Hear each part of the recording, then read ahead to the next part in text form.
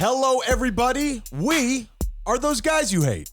Welcome to the show that encourages you to be your best self by not being like us. My brother and I hopelessly search for nuance as we wade through wacky segments and crazy conversations. If you can withstand the insanity, you might actually learn something. Tyler, where are you going on this week's episode? Ryan, on this week's show, how do you catch a killer? You invite her to teach a yoga class. And we've got another domestic hello as we try to turn two states against each other. What about you, Ryan? I love the sound of that. This week, I tell you the incredible story of Gene Roddenberry, and I genuinely divulge something about myself that is going to make you want to punch me. So let's get into it.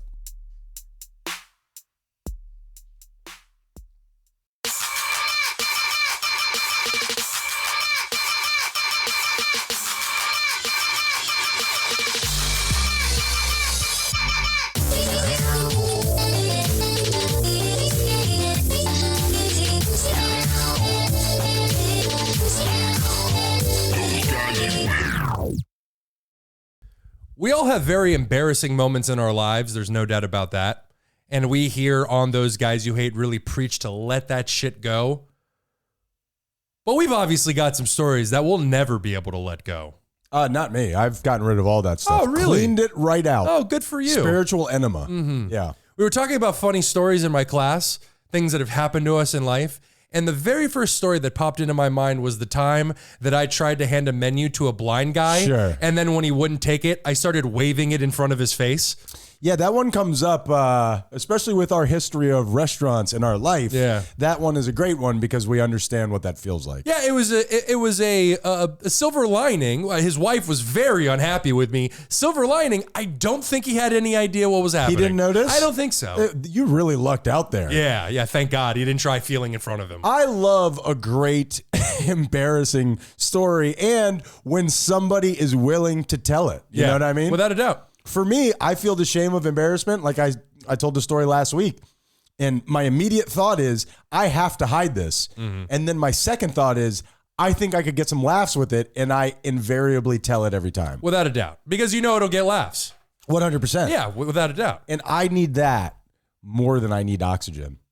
Laughs. Yes. You know, that reminds me of the time that my car broke down and I did everything that I could to fix it. I had it towed to my friend's, mechanic shop, only for him to tell me that it had ran out of gas. Yeah. That was super embarrassing, and I don't want to tell that on the show. Yeah, without a doubt. That really made me look stupid as fuck. Didn't he knock on the car or something like that? He's like, this thing got gas in it? No, he looked at one thing, looked at another, went and got a little like a spray, that you would clean your keyboard with, shot it into the manifold of the car, and it immediately turned on. Ah, yes. I was secretly hoping for just like a few $100s worth of problems. Sure. Like, just don't let it be the gas thing. Yeah. Just let it be something a little bit more expensive so I don't look like an asshole. Yeah, wasn't there a group of guys there as well? Sure. Yeah. Sure. Yeah. I, in another embarrassing story, killed them all so it never got out. Good for you. Yeah, for sure. Good for you. Yeah, something else just happened to me at this show, which I've told you about already. I performed on an open mic on Tuesday, and I forgot half of my material, so I just immediately started doing crowd work, and I was talking about my mental health struggles and pointed out one guy in the front row and said, as a joke, "You look fucked up. How long you been crazy?" Turns out the guy was handicapped. He was handicapped, and he went on after me. It took him about 2 minutes to get up on stage because of how slow he moved, and it was, I just shrank into my chair. What, are you blind? Yeah. That's pretty tough. But I would say that's the best of circumstances in terms of you're doing it to another stand-up comic. Without a doubt. If there's anybody who could take it.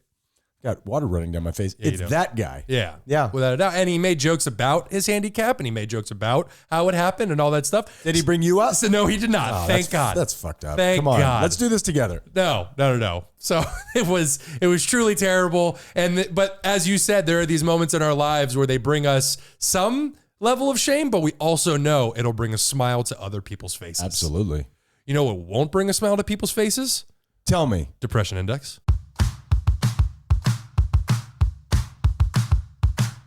No one cares. What the depression index is a machine that we built with our bare hands, and we crank it up to let you know how down we are. Ryan, how you feeling this week? Tyler. There's been a weird week. It's very busy at work right now, and there's a lot of stuff going on, but it's also good. You know, that's how you feel good, by achieving goals. Sure, and that's how you make money. I had said in the intro of this that I am going to tell you something that is going to want to make you punch me in the face, okay? I'm about to say something that is, dare I say, controversial about myself, and I think it's going to put off everybody. Okay, well, I did just say 9/11 was an inside job on pregame. I really wish you'd stop bringing that up. Listen to the pregame for offensive material. At 30 seconds after the show, we put on the pregame, which is just the two of us warming up. Yeah. Feel free to skip this one. Yeah. Not a big deal. You should definitely watch There's it. definitely nothing about 9/11 on it. Okay. Here it is. I really believe that this is controversial. It may stoke some sort of a feeling in you, Tyler. All right. I truly believe that in some way, I will achieve or experience enlightenment in my life. What do you think about that? Yeah, I mean, if you work hard enough, I think there are people out there who can achieve it. Although I will admit, when I think of people who achieve enlightenment, I think of like monks who live in like a temple and have sworn off material possessions for decades at a time. Sure. I feel like it would be very difficult to do in the hustle and bustle of everyday life. Sure. As we know it. I agree with what you're saying. And what's interesting about that is, what are the parts of the equation for somebody to reach enlightenment? And I would say enlightenment means something different to every person, right? Mm-hmm. It's almost arbitrary because there's no set meaning, yes? I don't know. That's a tough one. It is a tough one. I think there's a specific idea behind enlightenment, but if you were to ask each individual person what they think it is, then yeah, you would get different answers. Exactly. And what I will tell you before I go into my spiel, and then I'll give you my number and move on to you, is I spend hours, plural, every day thinking about this, doing things, a physical meditation nonetheless. Here is my point for this week. And feel free to just send me a letter if you want to meet me somewhere and just punch me in the face. I was going to say, when do I get to punch you? Well, pretty soon. Okay. Pretty soon. You're going to hurt your hand, Tyler. This is what I've recognized this week, okay? After I came out of what I have deemed my narcissism phase, and what I think people think about narcissists is that it's some type of a weapon. This person feels so good about themselves that they've developed this club that they're just hitting people over the head with. Mm-hmm. My experience with narcissism is not that at all.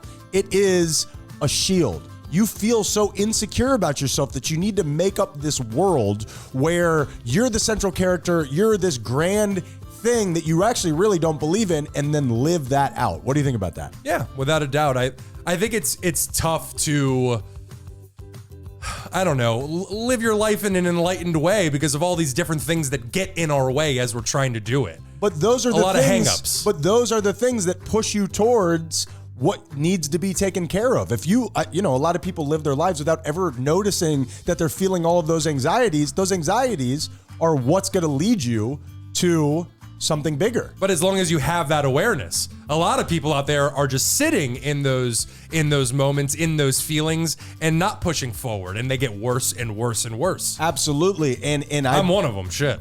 Well, I mean, we all are to some degree, but having that awareness is, I'm going to stop here because I don't want to go on forever and forever, but I do believe that in some way, living in a place where you have all these different stimuli and things where you feel it in your body, you have a trauma happen to you, even if it's not something huge, you have a tough day at your job, you come home and somebody gives you a massage and be like, oh man, I feel this right here in your body. Maybe this idea of being able to feel these things in our body and release them, as you started off with, that is your steps towards enlightenment. So I'm going to leave it at that. Yeah.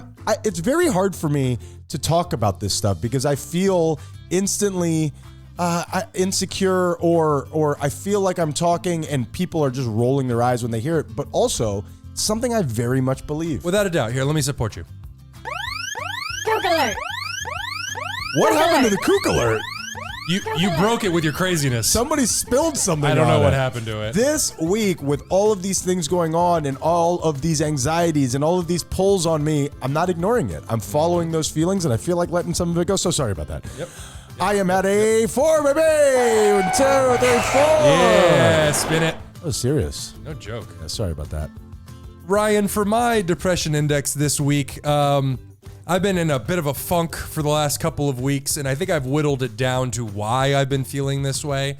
And so I guess my theme of this week is it can be really difficult, depending on who you are, to be honest about who you are, not only with other people, but with yourself. 100%. I think that kind of goes into what we were just talking about. Yeah. So I am, as I've mentioned a couple times, I'm not bragging, you're bragging, that I'm doing a stand-up class and I will be performing. I'm rubbing it in our face, Tyler. I will be performing this Friday at Villain Theater. Come check us out, or me out, excuse me. And Ryan will be there in the audience. He's coming to support. So I'm thinking about streaking. Well, through the quad. Now you can follow me. Bring your green hat. And the majority of my material, or at least 50 to 60% of it, is about my sexuality. Kind of gay. And kind of gay. It's about me being bisexual. And my whole family's going to be there. And they are the people that I hid it from the most. My mom's going to be there. My dad's going to be there. You and Mikey Menendez are fine because you guys, We've been telling you you're gay forever. We knew before you. Yeah, because you did this to me. I know. You did this to me. We gave you your stand-up material. I don't know what the hell you're bitching about. Yeah, so I'm just really, really scared, and I mean, we'll see what happens. I'm gonna do it, but I just find these hang-ups, these roadblocks where I'm having a really difficult time even just practicing my material. Like, I don't even want to say the words out loud. Wow, that's very interesting. Yeah, and I clearly have to. You can't get on stage and just stare at people for 30 minutes. You could. I mean, you could. Norm Macdonald, Andy Kaufman. I think they could pull that off. I was just about to say, I don't even think Andy Kaufman would go that route. He would at least make some noises. He did that Mickey Mouse bit, or Mighty Mouse bit. That was pretty good. Sure. So it's just, I think this will be a Band-Aid being removed, a scar or an injury being reopened and then healed by me doing this. And we'll see what happens. But I'm going to push through and I'm going to do it all the same. Well, where I was going with my depression index, but I felt like I was going a little bit too long, was this idea of letting go of that narcissism and actually delving into the places that I had been hiding, operating out of the places that I have literally used my body to physically hide from people, actually being that person. It's terrifying and it's very painful. There's a whole reason that I built this whole other person to protect that. Yeah. And by going through it, it's the only possible help that you could have, and it's the hardest thing in the world. Without a doubt. And you're doing it. You got to be proud of that. For sure. My voice has cracked a lot. It has. You doing okay? I don't know. I'm just going to go ahead and say this week I am at I'll say a 7 for this week. Baby. 1, 2, 3, 4, 5, 6, 7. Wizzy Tyler. Well, we love you, man, and we're rooting for you. And you know what? You'll go through it and you'll do it. And it'll be in your rearview mirror, and you crush that thing. I know, and no matter what happens, you did it. I know it's not gonna happen, and I know it better be funny. I know my family will love me no matter what, but there's just this voice in the back of my head that's telling me, like, if you do this, they're gonna look at you differently. They're gonna stop loving you as much. And I know logically it's not true, but the emotional side of my brain is being like, dude, you will be unloved if you follow through with this. So it's just terrifying. And we say it out loud, and you know that that's not real, and that's what helps us move forward. Agreed. Yeah. Agreed. I dig that. Yeah. Well, I love you and I support you. I'll barely heckle you. Thank you so much, man. Unless you need me. Unless I'm sensing like, oh shit, Tyler's drowning. You suck, Yeah. you know? Yeah. Bring a couple tomatoes with you. He's not even really gay. What? I mean, kind of. Yeah. I'm at least 50% gay. I've never seen it. Sure. Well, that made me kind of sad, but you know what always makes me feel better? Tell me, Tyler.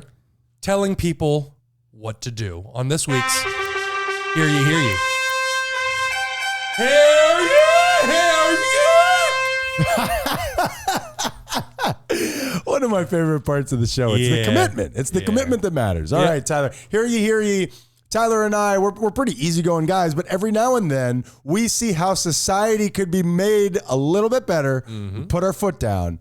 Hear ye, hear ye. Yep. For this week's Hear Ye, Hear Ye, and I cannot believe I have to say this to all you adults out there. This week, I am telling all of you to lock the fucking door when using a public bathroom. Do you know how many butts I've seen just trying to go to the bathroom? Wait a minute, how have you seen butts? For some reason, people are pulling their pants down when they're going to the bathroom. Wait a minute, pull in there like kindergarten Yes! style? I respect that. No! I've always wanted to do it, but I don't have the balls for it. No. Okay, so you're opening up a stall because you're a known stall peer. Yep. Yeah. I'm a stall user. And now, how many times have you seen bare ass? What are the chances of these all running into each other? It's been a few. It's Wow. over the many years that I've been going out. What am I doing wrong? I'm now 35, and so I've been out quite a few times. And every once in a while, you'll just like striking, really gross gold. You'll open a door, and there's just a butt staring at you. Always an older white male for some reason. The older people are the ones that don't mind getting naked in public. Have you noticed that? I've never seen any black butts for some reason. Never seen any Asian butts. Because they have sense. Always older white butts. I dig that. Well, go ahead. Give them the marketing. I think we have to write this down in a thick tome. From here on out, you will lock the door when using a public bathroom. Hell yeah! Hell yeah! Now, Tyler, I have a hear ye just in the chamber. All right, go for it. And this is an actual real one. Like sometimes I do some of these and they're just ridiculous and they make no sense. Okay. Yeah, last time you did this, it was no running. I stand behind that. Do you not understand where I'm coming from? Oh, I do, and I think it's stupid as hell. Okay, you're stupid as hell. All right, this is an actual real one. This has happened to me maybe 2 or 3 times in my life. So Okay. it's not running rampant, but I genuinely mean this. You're at the grocery store. You are at the cashier. They have that little, what's that called? The little utility belt. What's that called? Sure, the conveyor belt. The conveyor belt, yeah. You put your stuff on, and I try to wait as long as I can in between grocery shopping experiences. Don't love that experience. So I wait and just buy it all at one time, couple $100. Okay? I am there and I'm putting my stuff onto the conveyor belt. Now, I have serious OCD, so I'm setting it up like Tetris. I look like an insane person, but it takes me a couple minutes. Somebody comes in behind me before I have finished putting all of my groceries on, and they start putting their groceries on the conveyor belt, which means I now have a finite amount of space to put my groceries on. So they start putting their groceries on before you finish putting your groceries on. I may not have enough space. This is a serious fucking power move. Get the fuck out of here, That's man. never happened to me before. That has happened to me. It's only 2 or 3 times. Okay. And both times, older Spanish women. And I'm looking at them like, you gonna do this to my ego right now? Yeah, You yeah. gonna fucking power check me like this right now? I think in that situation, not only are they not allowed to do that anymore, from now on, if anybody ever does that to you, you know the scenes in movies where people are about to have raunchy Tyler, sex? I swear to you, I was just about to say this. I swear I was gonna say in an office, people having sex. They just swipe everything off the desk. You put both arms flat on the desk and you launch backwards. The computer goes flying. Bananas flying into aisle 6. Tyler, we just shared like a hive mind. Yeah. That was crazy. Yep. You launch it. From now on, don't put your shit on my conveyor belt until I'm fucking finished. Hear ye, hear ye. Hell yeah! Hell yeah! That really hurts the I throat. want to think of another one really quickly. Oh, man. Please don't. I can't do this for much longer. Somebody's going to isolate that sound. All right, that was great. I had that one in the chamber. How about that? Thank you Don't so do that much, shit buddy. to me. It makes me feel like a little kid. Yeah. Yep. I don't like it. Well, Ryan, let's jump right into our domestic hello.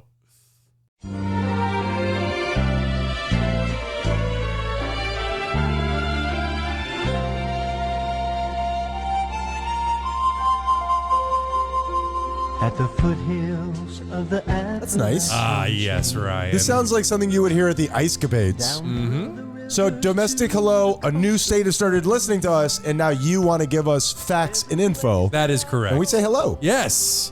We are saying hello to Charleston, South Carolina. What's up, Charleston? Hey, How are you? Charleston? That's the South Carolina. Nope, I don't know capitals. Okay. That's okay. Wish I hadn't done that. No problem whatsoever.